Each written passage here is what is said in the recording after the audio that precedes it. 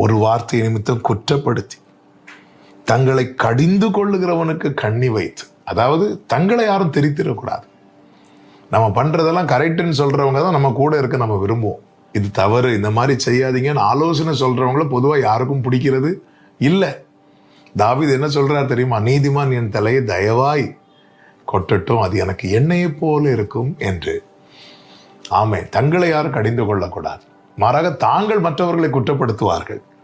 நீதிமானை நிர்நிமித்தமாய் துரத்தி இப்படிப்பட்ட அக்கிரமம் செய்ய வகை தேடுகிற யாவரும் சங்கரிக்கப்படுவார்கள். இந்த காலை வேளையில என்னை கேட்டுக்கொண்டிருக்கிற அன்பு சகோதரா சகோதரி, பிறரை குற்றப்படுத்துவதற்கு முன்னே 100 முறை அல்ல 1000 முறை யோசியுங்கள். நான் செய்கிற இந்த செயல் சரியானது தானா? தேவனுடைய பார்வையில இது ஏற்புடையது தானா?